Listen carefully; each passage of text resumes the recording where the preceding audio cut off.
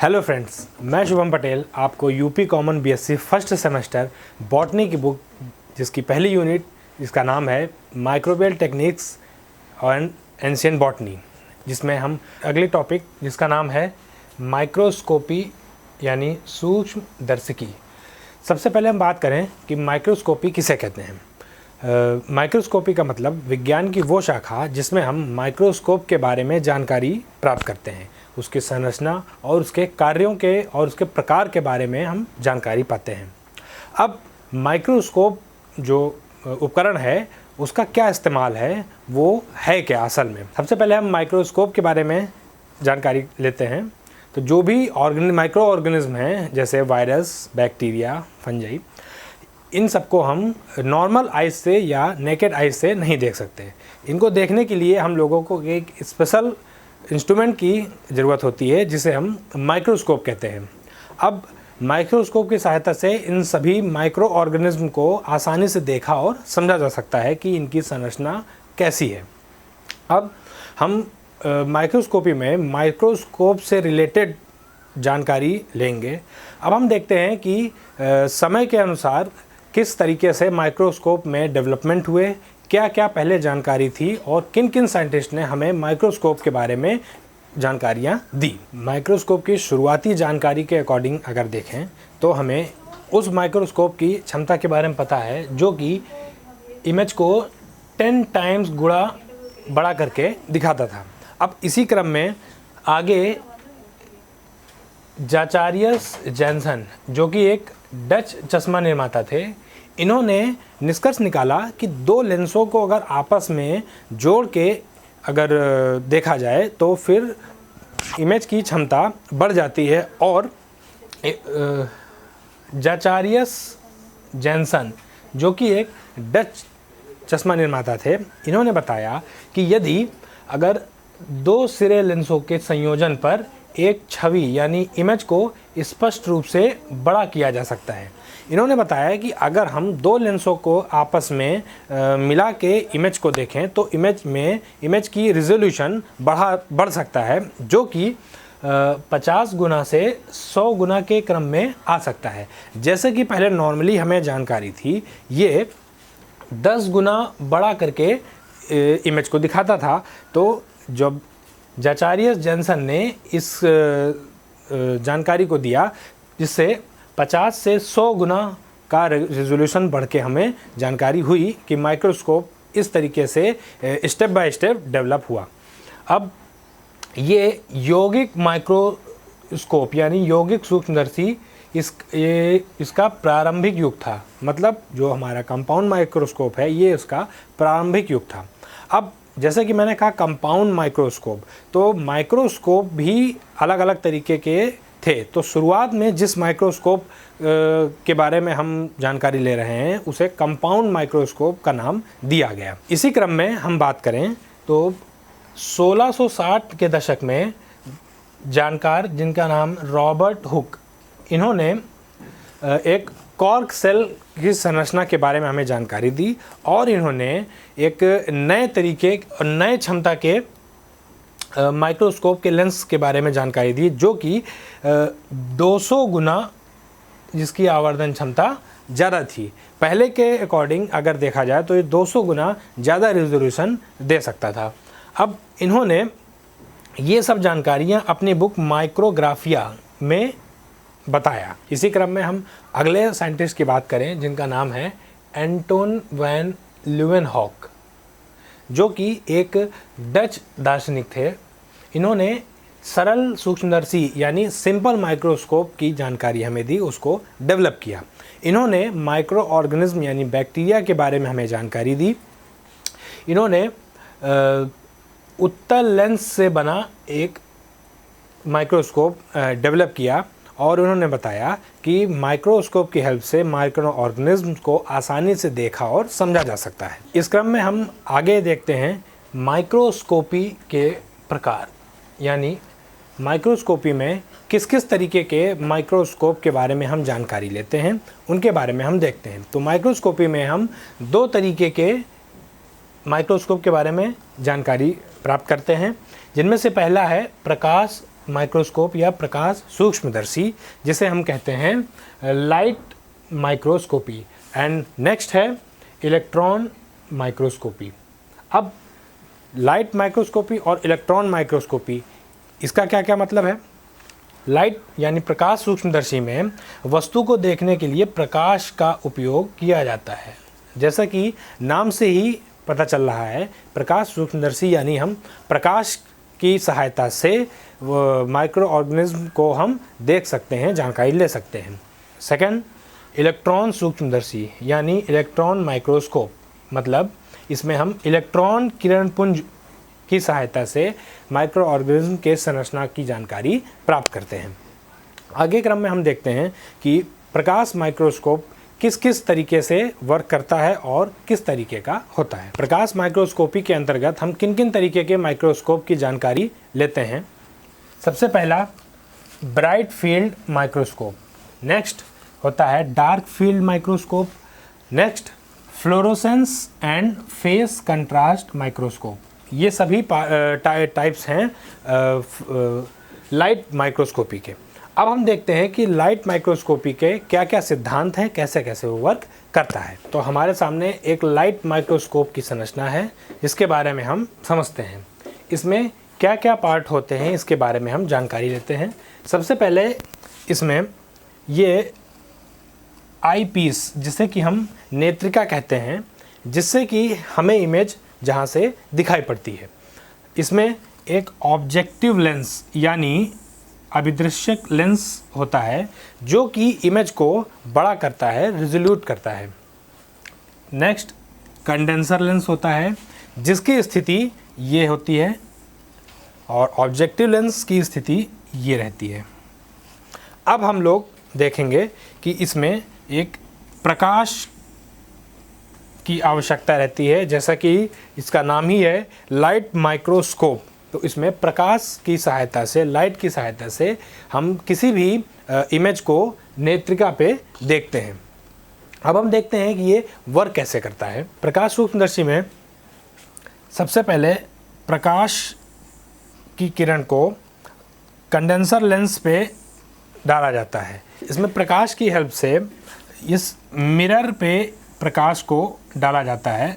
अब प्रकाश या तो वो सूर्य का प्रकाश या फिर कोई कृत्रिम प्रकाश हो सकता है, जो कि इस मिरर पे डाला जाता है। इस मिरर से ये लाइट रिफ्लेक्ट करके जाती है कंडेंसर लेंस पे, जो कि कंडेंसर लेंस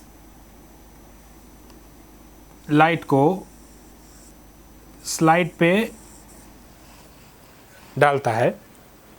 अब इस स्लाइड को अभिदर्शक लेंस, ऑब्जेक्टिव लेंस बड़ा करके दिखाता है, यानी रिजोल्यूट करके दिखाता है, जो कि हमें नेत्रिका पे दिखाई देता है।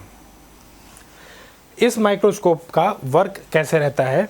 यहाँ से लाइट प्रकाश स्रोत से कंडेंसर पे जाती है, कंडेंसर से ये लाइट होते हुए स्पेसिमेन तक जाती है, स्पेसिमेन से आगे ये ऑब्जेक्टिव लेंस पर जाती है। ऑब्जेक्टिव लेंस से रेज निकल के ocular lens, then final image form होती है नेत्रिका पे। आगे हम बात करते हैं टाइप्स ऑफ लाइट माइक्रोस्कोपी। किस किस तरीके के लाइट माइक्रोस्कोप्स हमें जानकारी देते हैं। सबसे पहला bright field microscopy. Bright field microscopy में जो भी इमेज बनती है, इसका बैकग्राउंड ब्राइट रहता है और जो भी माइक्रो ऑर्गेनिज्म है उसको हम स्टेन करके स्लाइड पे रखते हैं, जिससे कि वो माइक्रो ऑर्गेनिज्म हमें ब्राइट बैकग्राउंड की वजह से वो कलरफुल ज़्यादा क्लियर दिखाई पड़ता है। अगली बात करें हम डार्क फील्ड माइक्रोस्कोपी। जैसा कि ब्राइट फील्ड में बैकग्राउंड लाइट था, इसी तरह डार्क फील्ड में बैकग्राउंड डार्क कलर का रहता है और जो भी माइक्रो ऑर्गेनिजम्स हैं वो लाइट कलर से शो होते हैं। नेक्स्ट है फेस कंट्रास्ट माइक्रोस्कोपी। जैसा कि नाम से क्लियर है, फेस कंट्रास्ट माइक्रोस्कोपी, यानी फेस मीन्स हो जाएगा लाइट, नेक्स्ट कंट्रास्ट मीन्स होता है रिजोल्यूट करना, और इसमें ज़्यादा लाइट का रेजोल्यूशन बढ़ा के माइक्रो ऑर्गेनिज्म को बहुत ही क्लियर देखा जा सकता है, उनकी संरचना के बारे में जानकारी ली जा सकती है। नेक्स्ट है फ्लोरोसेंस माइक्रोस्कोपी। फ्लोरोसेंस माइक्रोस्कोपी में हम ऐसे माइक्रोस्कोप के बारे में जानकारी लेते हैं जो कि फ्लोरोसेंस माइक्रो ऑर्गेनिज्म के बारे में हमें जानकारी देता है। हम इसमें उन माइक्रो ऑर्गेनिज्म के बारे में जानकारी लेते हैं जो कि फ्लोरोसेंस इमिट करते हैं और कलरफुल लाइट में शो होते हैं। नेक्स्ट है डिफरेंशियल इंटरफेरेंस कंट्रास्ट माइक्रोस्कोपी।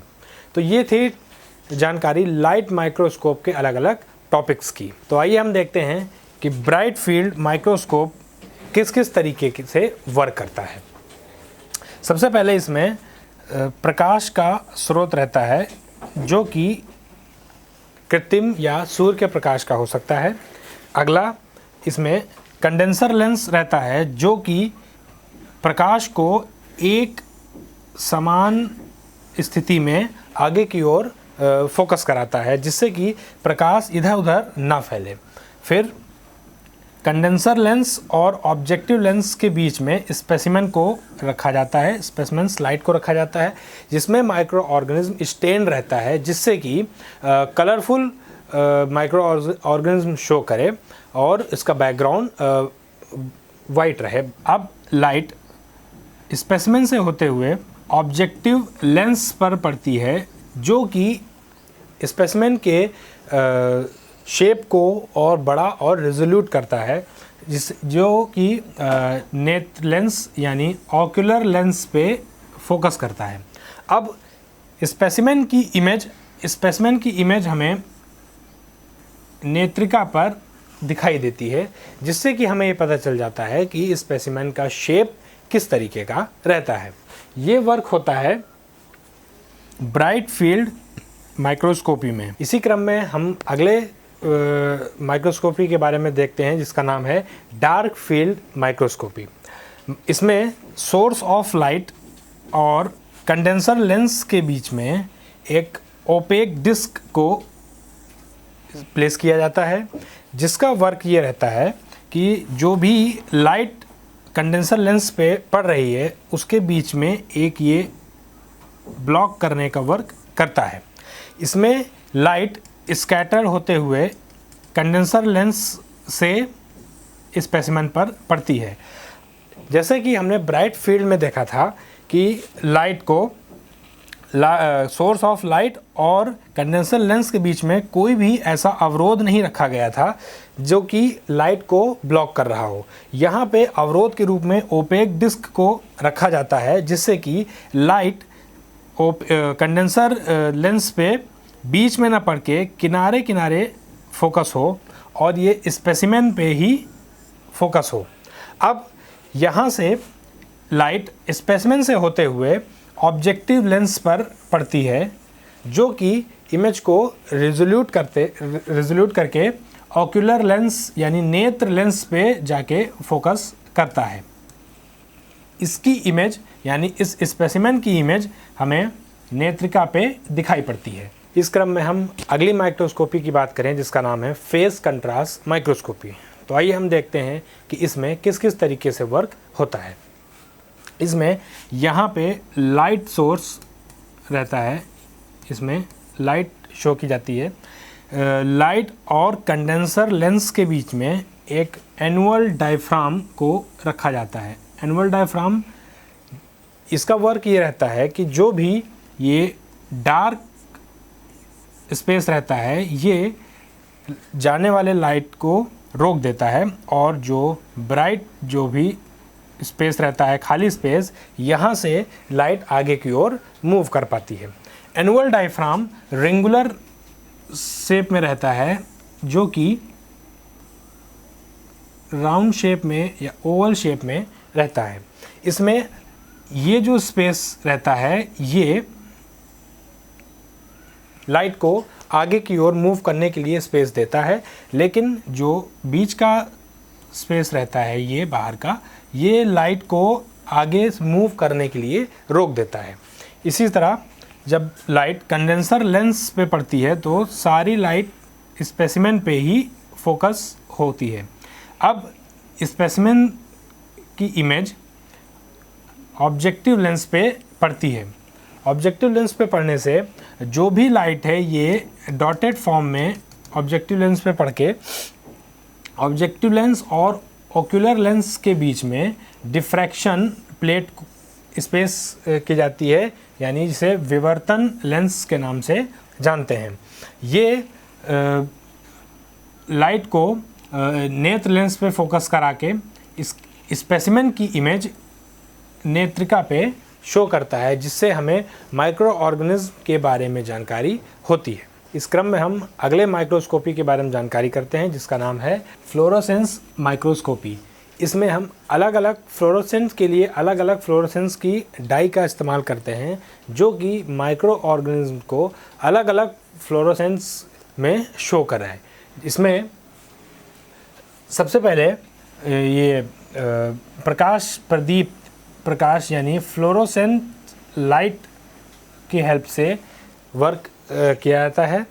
इसमें उद्दीपन प्रकाश यानी एक्साइटेशन लाइट इसमें शो होती है। लाइट सोर्स जब हम लोग एक्साइटर फिल्टर यानी उत्तेजक फिल्टर पे शो करते हैं। इस क्रम में हम अगली माइक्रोस्कोपी के बारे में पढ़ते हैं, जिसका नाम है फ्लोरोसेंट माइक्रोस्कोपी। अब फ्लोरोसेंट माइक्रोस्कोपी में भी बैकग्राउंड डार्क कलर का ही रहता है और बैक्टीरिया या फिर जो भी माइक्रो ऑर्गेनिज्म है इसको हम अलग अलग फ्लोरोसेंट डाई से स्टेन कर सकते हैं। आगे हम देखेंगे कि फ्लोरोसेंट अलग अलग डाई किन किन नामों से जानकारी में है। अब इसमें क्या वर्क है, क्या प्रिंसिपल है।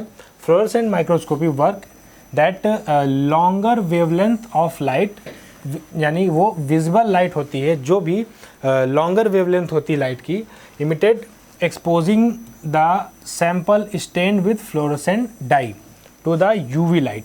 यूवी लाइट में हम जो भी स्टेन सैंपल है इसके ऊपर अलग अलग वेवलेंथ की लाइट को शो करते हैं, जिससे कि stained bacteria stained with fluorescent dye appear bright against the dark background.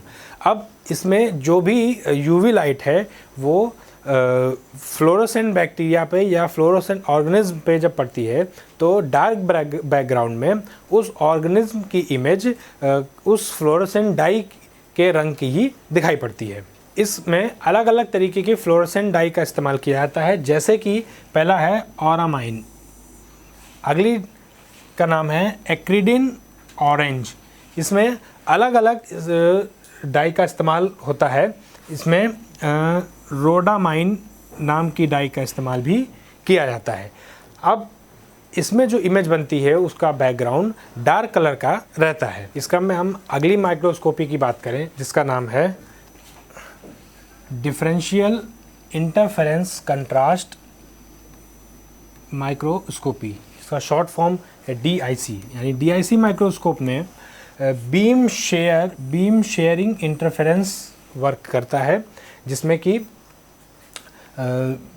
Beam को लाइट को बीम के रूप में बहुत ही माइन्यूट अमाउंट में शो किया जाता है, जो कि less than a diameter of Airy disc. एक एरी डिस्क के डायमीटर में कम से कम का डायमीटर रहता है।